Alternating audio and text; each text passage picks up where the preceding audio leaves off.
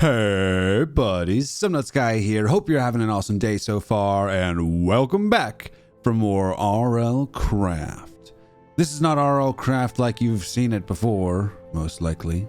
This is Dregora RLCraft. Dregora is a mod that adds many more awesome biomes, many more extremely cool structures, and Shivaxi worked very closely with the Dregora mod makers to bring this to RLCraft in a seamless new experience. Day 1. We spawned in a strange world next to a strange structure we had never seen before. And we got damaged by a strange something that we didn't know what it was. Wing beats above us. A panicked look around, and we see a dragon in the near distance. So we venture into this bunker and find many useful things, including crates, tools, lots of loot, food, slime. Very exciting about the slime, as you can tell. Because it allows us to make a grappling hook. This is the fastest grappling hook I think I've ever made within just a few minutes of loading into the world. Lots more looting to be done. We find ourselves some beds and we accidentally go to sleep. We just wanted to set our spawn. And as we get out of bed, we get stuck inside of a block and nearly suffocate to death. That would have been bad. We managed to get our first level up, putting that into defense, and our first diamonds as well. Yay! Day 2. It seems our dragon buddy has moved a little further away. Oh, never mind. And a Gorgomite attacks. We don't have our weapon out. In fact, we don't even have a weapon at all. So we got to get away from this Gorgomite and then craft ourselves a stone spear, as well as a stone shield for our defensive capabilities. Armed and ready, we set out on our adventure. We find a very cool ravine, more like a fiery lava-filled chasm of death. Many creatures reside down there, including a troll. Be nice to be able to get that troll, but is far too risky for this stage. Moving on, we get ourselves some glass for bottles so that we can bottle up some water, boil that water to purify it, and avoid the parasites. Nighttime on day 2, day 3. We kill some squids to get an ink sac, so that we can craft ourselves an antique atlas as soon as we have all the materials to do so. And spot a blight in the distance. We would love to be able to take out this blight. We're a little ways away from anywhere that we've set a spawn, so it is a risky endeavor. But we think we have an idea on how we can get it done without dying. Crafting ourselves a warhammer in case they have high armor values and our spear doesn't do enough damage. Get a vantage point, and he's gone.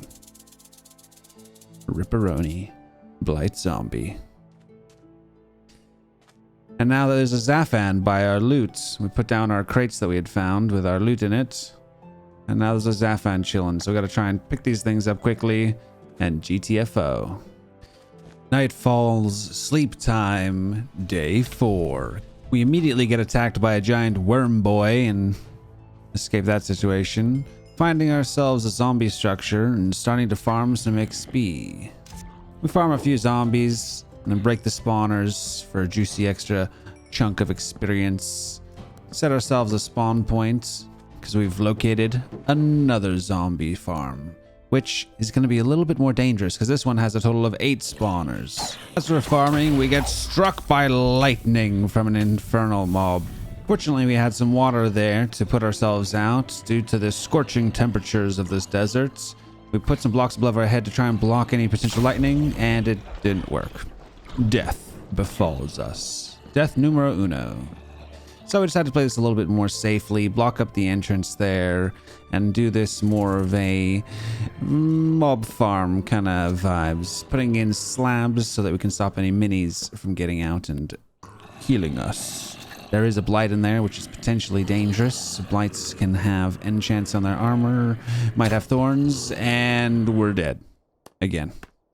But we did manage to get our defense up to level 8, so we can now wear iron armor. Day 5. The zombie farm continues, and we realize that if we hit the blight mob with our sweep strike, it doesn't hit the thorns effect on us. However, it's a very slow way to kill it because it has a lot of health. And we misclicked and got one shot by thorns again. Finally, we remember to actually do our L menu specialization choice, picking combat for the extra combat XP. We actually, many days in before we remember to do that.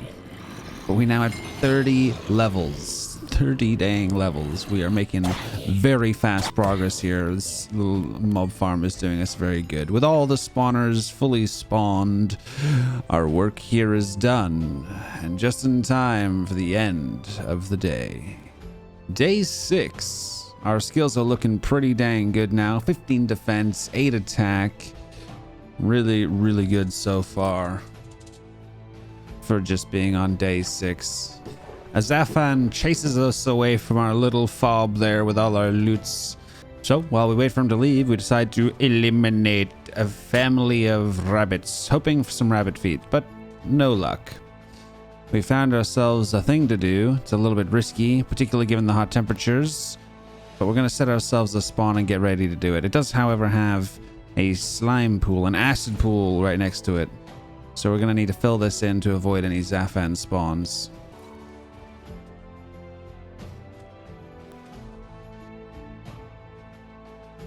As it's summertime and the temperature is rather hot, we consider starting the battle tower at night, but we decide against it and get some sleep, ready for a big day. Day 7, and it's time to take on our first battle tower, our first big challenge so far, and we get interrupted by a teeny tiny baby Feridon who absolutely wrecks us. Bruh. Not a good start. Managed to get back quickly and defeat this teeny tiny terror. Get our loot back, but now we're all super duper injured and whatnot, so we gotta be careful here in the battle tower. And then the battle truly begins with flaming zombies flying from the sky. Our health is low, so a quick water bucket to put ourselves out is required. We managed to pass those few zombies, but we are met with archers and more zombies. We have half a heart on our body remaining, and as we notice this, we decide to make a tactical retreat. Time to make up some heals for us so we can get back into the battle sooner. And we're back. Half a heart on our head and dead. Rip. Back to the action. Poisonous spiders and skeletons. But we're making some good headway, even if we have had a couple of deaths. Skellies from the sky, sky skellies, sky spiders, all the sounds. And as the sun rises on day 8, we see a blighted spider. This is a dangerous foe. As we make our way up to fight it, we get in a tense situation, blinded, and make a clutch MLG water bucket while blind out of the tower. We start to make our way back up, and it seems that unfortunately the blight spider has despawned by the time we get up there. So we just carry on as usual. Many skellies in here. Shield is coming very much in handy at this point. And we're gaining lots of experience from this. It's been a very productive couple of days so far. However, the durability on our shield is getting very low. And we have no more wood to make another one. And now time for a rest, bringing us to day 9. And we're back at it. But our shield is broken, and we don't have any wood anymore. So we can't craft ourselves another shield. And we did have a quick look around. There's no wood anywhere nearby. So shieldless, we decided to go with a little bit of a safer method. But unfortunately, we still die, leaving us to have to beat this Zombroski with our fists to make our way back to our loot. A couple of geists, including an infernal with ghastly throwing fireballs, is no match for us and our Warhammer. Day 10. With the majority of the tower cleared, it's time to get to the top of the tower and cheese the loot, because there is no way we can beat this golem broski at this time. We get met by a couple of djinn on the way up, and finally we've made it. Placing blocks on top of the chest, which will allow us to not be seen by the golem if we step a little bit closer. Allowing us to use the carry-on mod to pick up the chest and bring it down the side of the tower so we can get all this lovely, lovely loots. We also managed to get the penultimate floor's loot as well, which is much easier because we can just walk up to it and use carry-on mod to move it lower outside of the golem's range. So with all that loot obtained, it's time to make some diamond armor and replace our iron chestplate and helmet. Huzzah! What great progress we have made. And it's only day 11. With the battle tower complete, it's time to make a move. We're out of wood, so we're desperately trying to get some sticks from these little humdingers so we can craft ourselves some new tools. And while we're cooling down in a little makeshift pool, we see a Roman structure in the distance. This is one of the best structures in the game, with many, many, many gold blocks, much glowstone, wither skeleton spawners, husk spawners, magma cube spawners, and a bunch, and I mean a bunch, of emerald blocks. But it's a little dangerous for us to go inside at this time, especially given that the temperature is causing us to have hyperthermia most of the time, and we're periodically having to sit in a pool of water. So we move on and find ourselves another little zombie hut that we clear out for the experience. And as night falls, we sleep under the stars. Day 12. We've got an absolute ton of loot. And honestly, it's probably about time we find ourselves a base so we can actually stash a lot of this loot. Finally managed to get some wood so we can craft ourselves a new shield. An iron shield this time. With our loot sorted, we move on, finding a waystone at the top of the hill, which is actually really, really handy. And it's also right by the Roman structure, so we can get back here quickly. We see a wizard tower in the distance, which is fantastic. But unfortunately, the loot is guarded by a dragon. So we move on, finding ourselves a little house with a fair bit of loot. Nothing particularly special, but a free anvil. And now we have a crazy idea, stashing our loot so that we have nothing to lose. We make our way back towards the wizard tower and the dragon, only getting briefly interrupted by a reaper that we decide to just ignore and move on. As I make my way over, I think this plan is so crazy. So crazy it might just work. We managed to get the diamond armor and make a run for it, equipping it as we go and getting back to the house where we stashed our loot. Mission success. Sleep time. Day 13. We spot a 4-tower dungeon in the distance and mark on our map to come back to it later. As we continue our adventure, we find ourselves at a broken down little castle spot with lots of cobwebs for us, so we whip out our shears and get shearing away, because cobwebs can be cut into string, and string can be sold to fletchers and fishermen for much XP and emeralds. Onwards we go, exploring the waters and finding a new land, where we go to sleep. Day 14. We get attacked by an imp.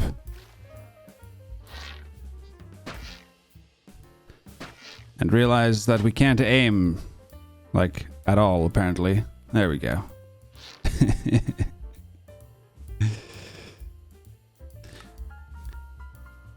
Now these floating arches high up in the sky can contain a number of useful things, including flight potions, as well as the feathers that you might require for your avian saddle. I find some magma chunks that help us build a strength ring. However, we almost get frozen under the water and drown, which is a bit of a close one. Now it's time to upgrade our potion ring to a strength ring, which is very good for us at these early stages. Sleep time. Day 15. We find ourselves a strange little structure embedded into the landscape, and we get chased by a spriggan that spawned because the water falling from the structure broke the grass, which spawned a spriggan. An unfortunate scenario. Fortunately, we whip out our bow, and it doesn't deal too much damage to us at this point. Easy clap. Time to farm some piggies. Still want to kill as many passives as possible so that we can farm XP nice and free. Grab all the wool from these sheeps. And from the Yale, which is basically just a big sheep. And we find a really cool magma ravine. Such a cool structure. Dregora RLCraft really adds some really cool stuff to look at in this pack. And it's just really nice to have a nice fresh experience in RLCraft after having played it so much. Try to break that spawner for the XP and nearly get creepered.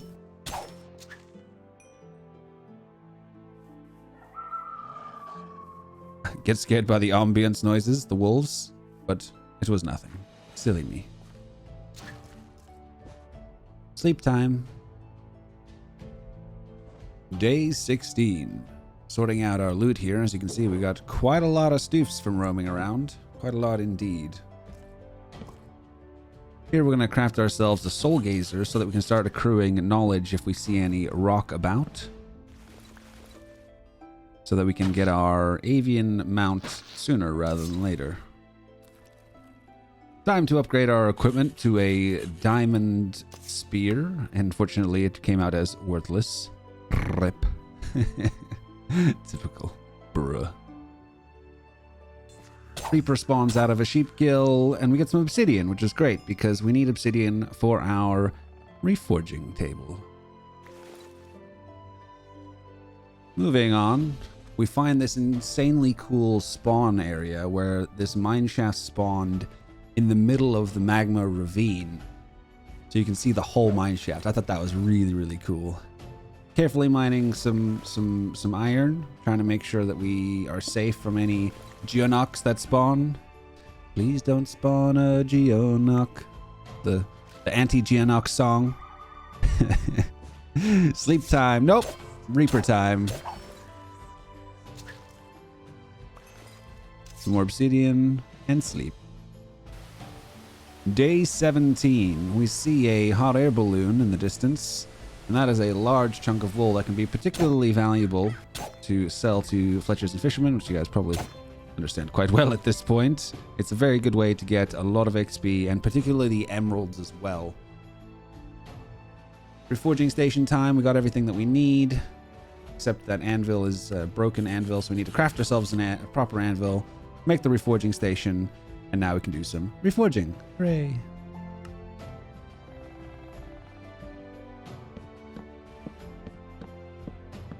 Building up to the hot air balloon so we can start the process of clearing out the wool here, using shears because it mines it faster, and getting interrupted by Jin. Awkward little fight here, little ninja jump and slash, and trying to sleep, but there's snow bucket. Sleep time. Day 18. Continue farming wool. You can get about 300 or something wool from this, which is a ton of emeralds. Absolute ton. It's about 330 roughly, I think, wool, which turns into 1300 string, which translates to lots of XP and around 73 emeralds when you trade it in.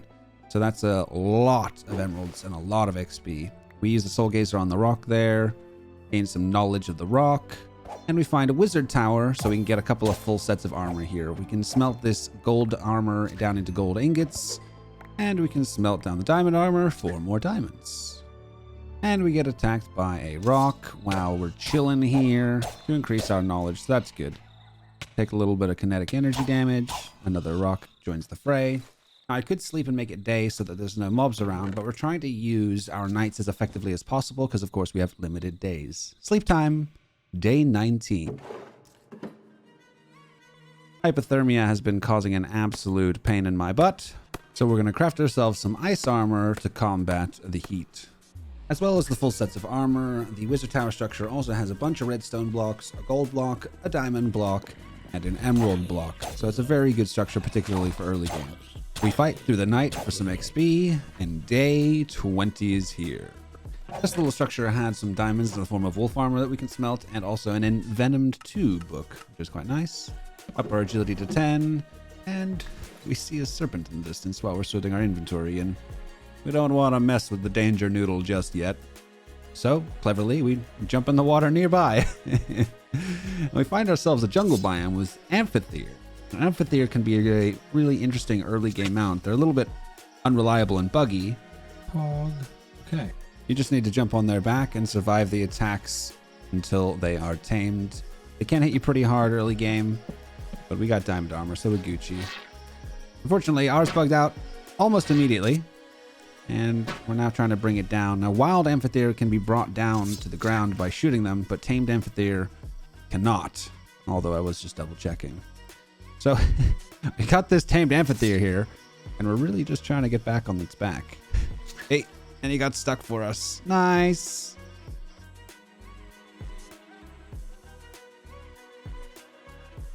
Day 21.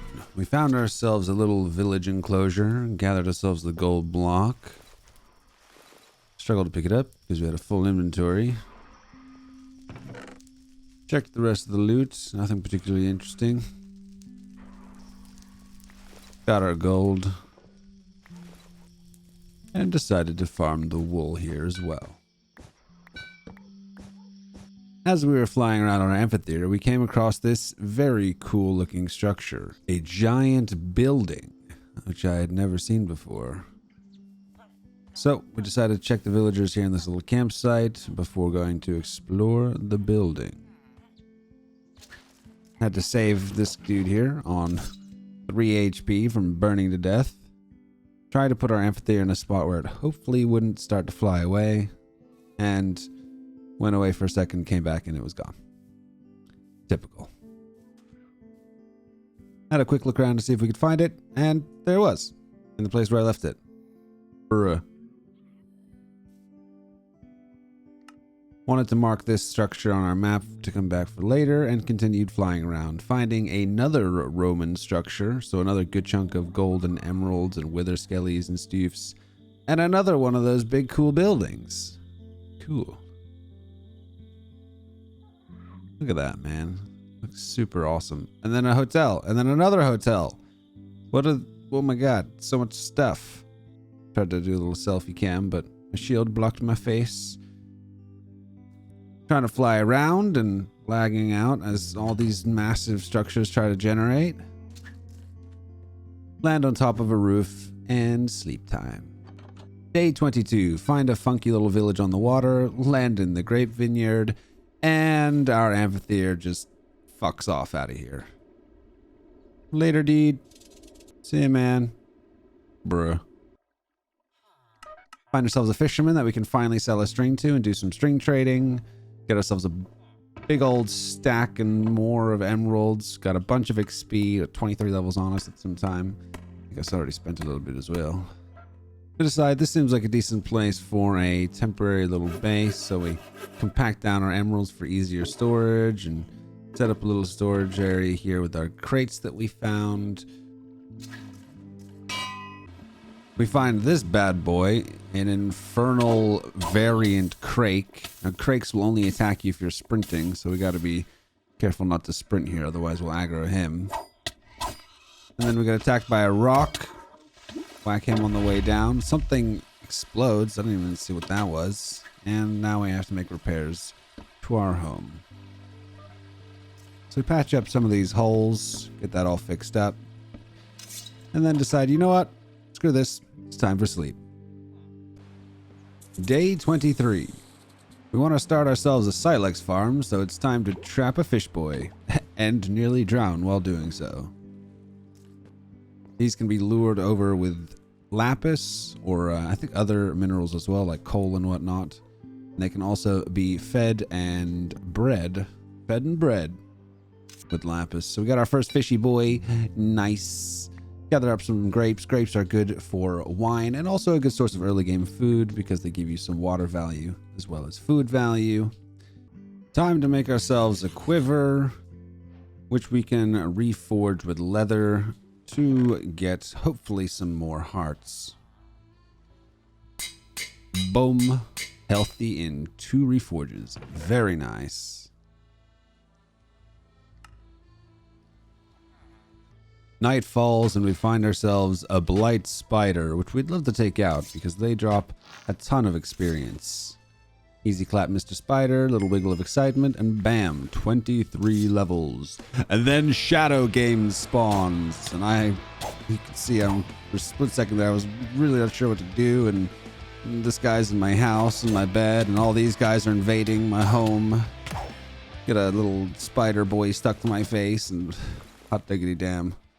We do manage to survive the night, just about, but there's still a bunch of mobs around here. Day 24. And we hide in our little temporary home from more darkling spider boys. And then they finally despawn and it's time to breed our fishes.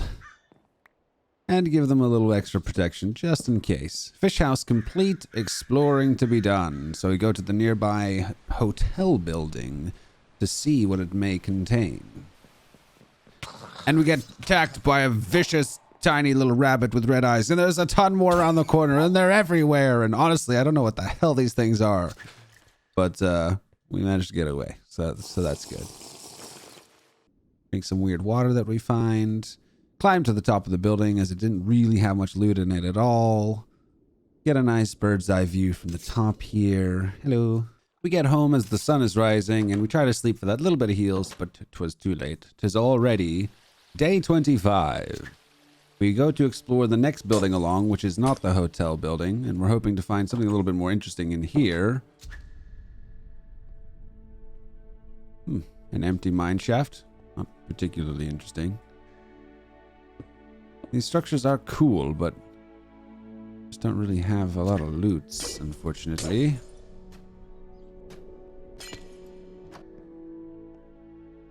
Get some cobwebs in these fridges. Cut those into string. That's really all the value that we have. So, moving on. We get into a couple of fights with some local laser chicken, which is actually useful because we do want to get wither bones for some dragon bone tools and things. And we find a dragon. Now, that's actually kind of close to our house, so that's not great. Swimming home and get slapped by a crake.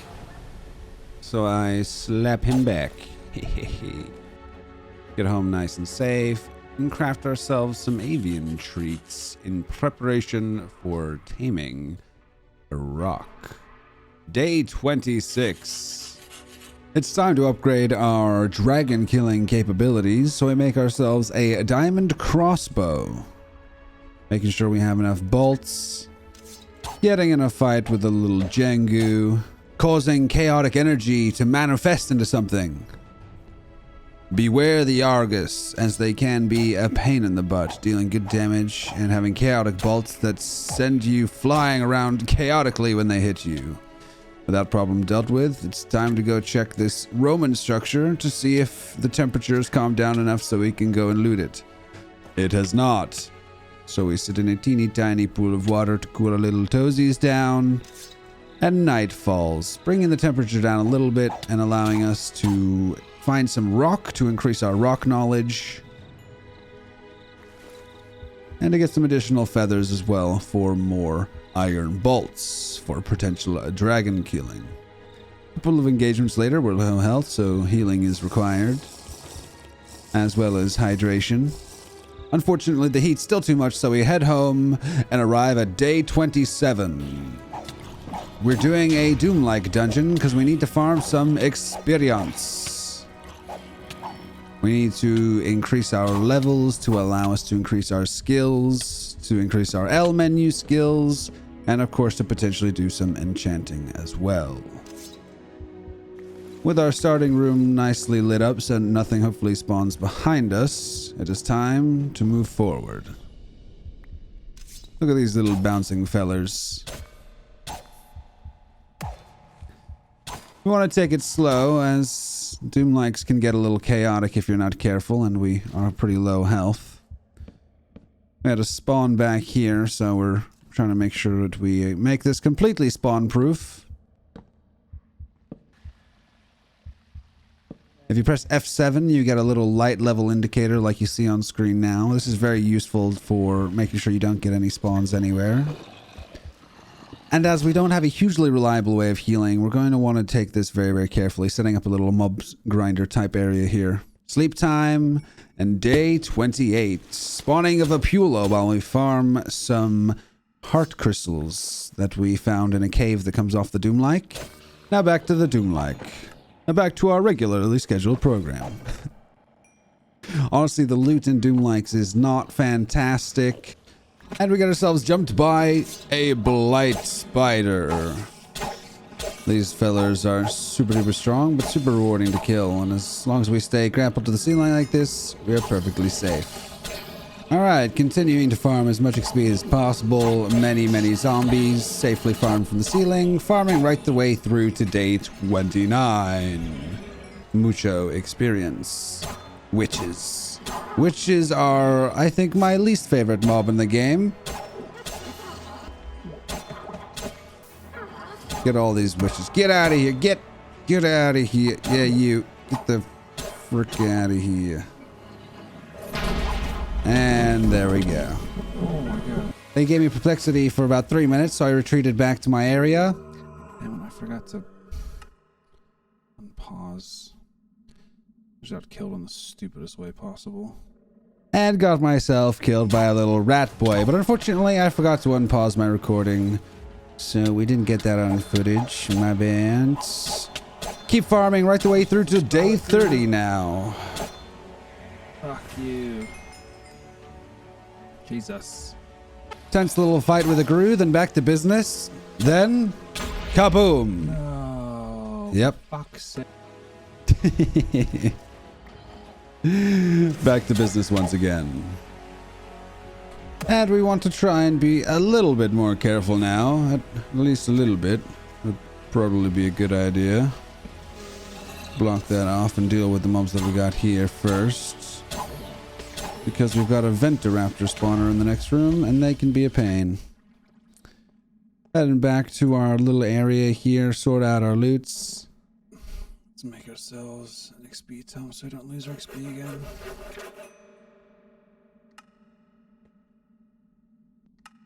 Bog, 24 defense, very nice. And now we can wear dragon armor. Pog, day 31. We decide, you know what? We've farmed enough XP here. Dragon armor is wearable. Let's get the fork out of this Doom-like. Crafting ourselves another heart container. Feeding and breeding our fishy boys. And off we go out into the wilderness with a sparkly wasp to deal with. Sparkly feller. Operations were relatively uneventful, so we move on to day 32. We find a black dragon in the distance. The black dragon is my favorite armor scale color, apart from ice dragons. My favorite fire dragon scale for armor. So we decide to try and take him out as our first dragon boy. We are fighting long through the day and into the dusk, cleverly trying to keep our distance and firing even through the night from distance. Hey, that killed him. Yeah, buddy. With our first dragon slain, we take a much needed sleep. Day 33. Shit, I paused my recording and I didn't record looting the dragon. That's annoying. And another minor recording mishap. My bad. Now we can create. Bam. Bam. And bam. Huzzah! Dragon canteen, hooray! No more boiled water for us. Ourselves a dragon helmet. Dragon chest plates. Dragon armor, huzzah! And we're taming another amphitheater. Things are looking up for us. In our explorations on our amphitheater, we find ourselves another black dragon. It's time to sort the rest of our black dragon armor. We need some legs and some little booties. Trying to keep our distance here to not aggro the dragon. And we're doing quite well. He's getting angry though and shooting fireballs in random directions. Finally wising up to where we're shooting from, he comes close to us and rains fire down upon the structure in which we're taking shelter. There's a Medusa in there, a Gorgon. A beast that will turn you to stone if you merely look her in the eyes. As we get slightly more careless and the dragon gets considerably angrier, we have to take refuge in the Gorgon's lair, which is sketchy. Day 34 is upon us.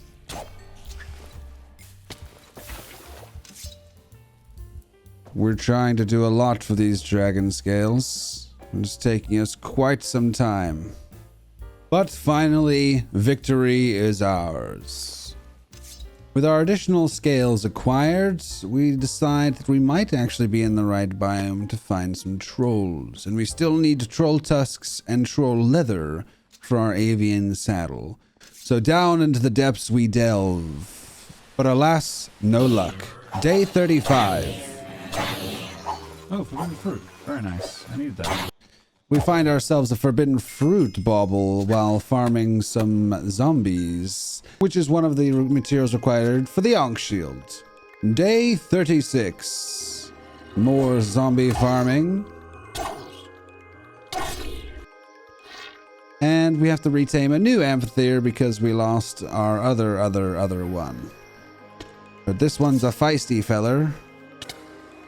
Bugging out and weirding out and doing a ton of damage, so we actually have to disengage with only half a heart on our body and half a heart on our head remaining. With ourselves rested up and our heal regained, we remount the amphitheater, trying to continue to tame it, but it appears it is already tame.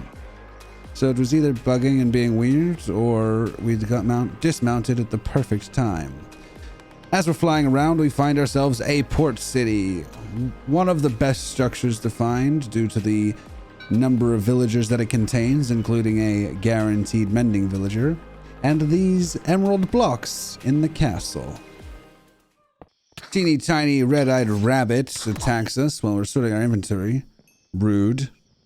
We go around murdering useless villagers, fighting the local defenses. They're not too happy with our murdering of the locals. And then collecting iron, just in case we ever need more of that. Day 39. I find my mending villager in the port city and buy a ton of mending, and he also happens to have Fortune 1, which is nice. Day 40 was entirely boring and literally nothing happened. So moving on to day 41. We have a full set of black dragon armor. We're upgrading to a diamond halberd and forgoing the spear and shield combo.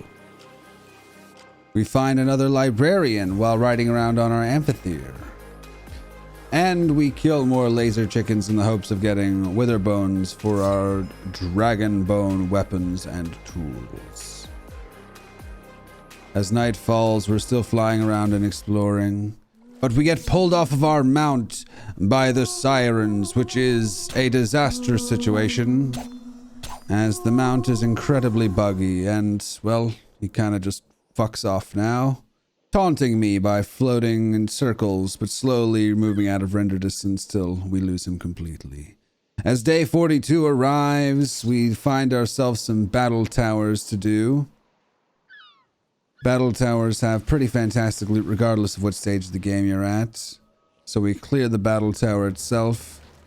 Now golems are still probably a bit of a sketchy fight for us, so we decide to cheese the pog loot from the top in the fashion that we normally do, stealing the chests and bringing them lower down, And look at that. Fantastic loot. Some glowing ingots, which is hugely valuable for late game baubles, and a bunch of other valuable things as well. Continuing to clear the battle tower from the inside, making sure we get all the XP from the kills and the spawners. And stockpiling the loot at the bottom. You'll see here that I'm smelting silver armor for the ingots. And this is because silver armor can be turned into glowing ingots along with blaze powder and glowstone dust. A champion spawns, drops a subject science 4 book, not particularly useful. Our dragon armor durability is slowly going down, but we did find ourselves a heart container, which is nice, increasing our total heart capacity. Very nice indeed. Sleep time, day 43. There's additional battle towers in the area, so we're moving on to clear the next one of those. Finding ourselves a blight. This is a very good experience for us. There's a total of 3 battle towers in the vicinity, of which we are clearing all of them. Another blight spider spawns. What a mess of gross little spider boys we have here. The blight being so fast and with so much health, it's kind of a struggle to kill. But at least we're safe, stuck to the ceiling like this. Kind of like a spider ourselves. With our foe felled, we feel free to loot our XP. Hooray. And another heart container achieved. Nom nom nom nom nom. Day 44, and we're on the penultimate floor. The golem is above us, so we move this chest slightly down outside of the golem's range to be able to grab that pog loot, and happy days. Now we also find ourselves a reverse battle tower here, which we're considering clearing as well, seeing as these other battle towers have gone so swimmingly well. But we decide against it as it's a little harder to get the pog loot out of a reverse battle tower. So on the morning of day 45, we find ourselves another battle tower on our way back home. Ah, nice. Another near full XP tome. That's great. Cross necklace is actually really good. Big pog already. Another nearly full XP tome. Holy cow. What the hell is amazing loot? I know what to trigger. What the fuck? And we accidentally pissed off the tower golem of this battle tower. So, on day 46, we decide to take our chances at taking out the tower golem. A tense battle ensues, but we are victorious. So, realistically, we probably could have just done the same on the other battle towers too. But, you know, sometimes it's better safe than sorry. Much loot to be sorted. And hypothermia is right around the corner. So we sort our loot and get back home to this feller knocking on our door, which reminds us, it's time to call the fishies on day 47. We need to make avian treats. Hey, another heart container. Pog. Rock aren't hostile during the day, so we've trapped this one in a boat and given it a name tag so it doesn't despawn. Rock tamed. And soulstones. Nice. Day 48. It's time to take out this local green dragon. He's a bit too close to our base for comfort. As night fell, he came closer and closer, so we had to reposition and get a new angle. But all in all, this dragon fight went, Hey, we got it. Nice, dude. very smoothly. Now, we didn't need the scales from this guy, so we decided to get some dragon blood. Yeah, buddy. Day 49. With an abundance of dragon scales and some dragon blood, it was time to upgrade our halberd. Alright, we got a flamed dragon bone halberd. Let's go, baby. And of course, it's quality bulky. Time for some enchants. Hey, now that's a great enchant. That's a really good enchant. Very nice. Really nice boots enchant. Alright. This is what, day 50? Halfway there. Little gear recap for day 50. We got Halfway there, and we're looking pretty damn strong now after those enchants. not bad baubles. looking pretty decent. Alrighty, it's finally time to head back to the Roman structure that we found right at the very beginning. Weather has calmed down a bit, and we can now gather all of the XP, wither skeleton skulls and bones, emeralds, gold, etc., etc., etc. It's like whack-a-mole with these little slime dudes. Look how many there are. This is why we need arc/enchant. To deal with this kind of situation much easier. Look how many there are. Oh my god, dude. Now, interestingly, these guys are actually a pretty decent way to farm, or to attempt to farm, infernal mobs as well, because each one that spawns when they split has a chance of being infernal. Many emerald blocks here for us, which is fantastic. And overall, this structure is one of the very, very good structures that you can find for any stage of the game, really. Day 51, and we're back to somewhere that we've been before because we think it might be the correct biome to find some trolls. And it has a Doom-like dungeon, which is a good area to find trolls because it has space underground to spawn them. And here we go, without too much trouble while we're farming XP in the dungeon, we find ourselves a troll. With that mission accomplished, it's time to get some rest and move on to exploring new places. Day 52 didn't have a whole lot going on, so we're moving on to day 53. We found ourselves another Roman structure at some point in the playthrough as well, and we figured we might as well just grab the resources from there. We've got our rock tamed, we've got our troll bits and pieces. So the last thing that we need for our avian saddle is the amphitheater or Stymphalian bird feathers. So avian saddle complete. Hot diggity damn, dude. We can now reliably take to the skies.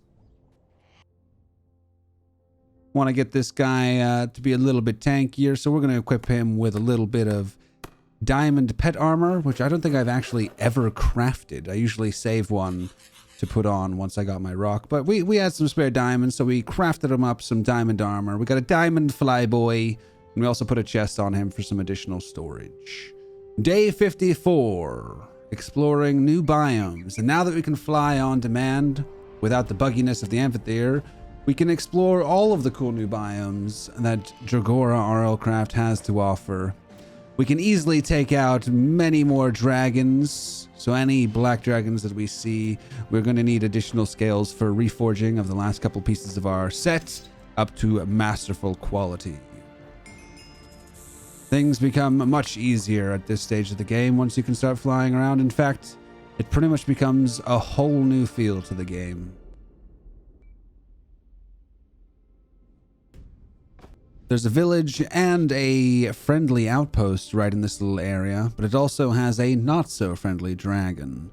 So first we need to take out this big feller, and then we can move on to check for librarians, for enchants. We do need some additional paper to level up the librarians and check all the enchants they have, so we've got to farm some birch. And we check the local village, but it has nothing. No useful librarians. So we go to sleep. Another village, hooray. This one's got a library. Day 57. Oh, I spawned another structure. As we're about to explore the village, suddenly... Oh, okay. Aberrant assimilation. Not ideal. Let's get away from the village.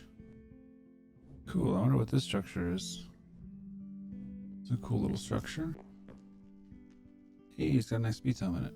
We fly away from the village to avoid the villagers being killed by the mobs spawned by the event, and on the way we find ourselves a couple of structures. Sharpness 3, not bad. Advanced Sharpness 3 was a nice find, but still doesn't come anywhere near to being as good as Supreme Sharpness, of course. Time to start heading back towards that village with the library. These can drop gas tiers. Yeah. And we make use of the event by getting a couple of gas tiers from those flying boys. Day 58 arrives, and we're clearing the library, getting as many books and paper as we can, and finding an infinity book. An unbreaking 3, and a protection 3 as well. some decent enchants here. We grab the gold leggings just in case we get a chance to get a disenchantment table, because unbreaking would be nice. Happy Time Industries. This is an interesting structure added by the Dregora mod, full of special wither skeletons named tunnelers. New places to find wither skeletons and bones is always nice. This is quite a useful new structure added by Dregora. We will need a good number of nether stars to complete this playthrough, so getting as many wither skeleton skulls as possible is ideal. We happen upon a little switch here, which triggers some TNT. Kaboom! To be honest, there's a lot more TNT than I was expecting. Day 59. We find this little structure that has a strange helmet, the Helm of Resentment. And the flavor text says it comes with a surprise, and I honestly don't know what that means.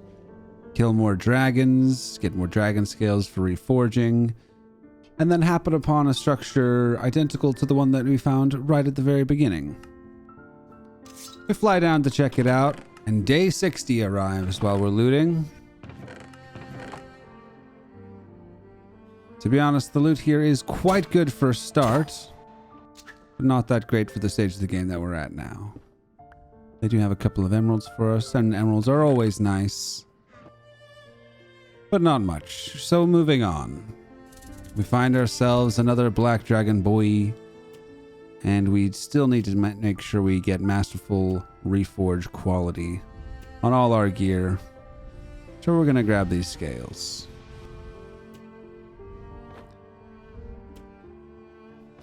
Easy clap. There's quite a few dragons in this area, and I had a weird feeling, a sneaking suspicion. Found this ravine and did some searching, and what do you know? We find ourselves a tier 5 dragon den. It was as if my tier 5 dragon den senses were tingling. We continue along the ravine and find yet another tier 5 dragon den. And then yet another tier 5 dragon den. Here at the surface of this river. We mark all three on our map so that we can come back to them at the start of part 2. Because this wraps up 100 days Dregora RLCraft part 1.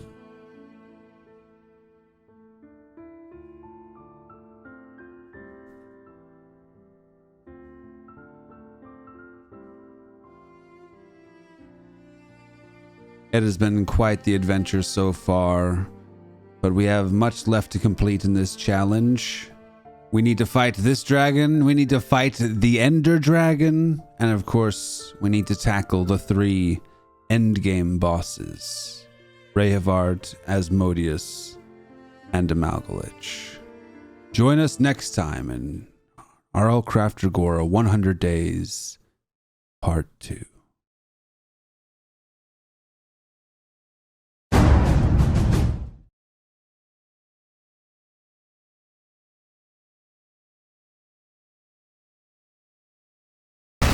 SomeNutzGuy. Grab gaming by the nuts.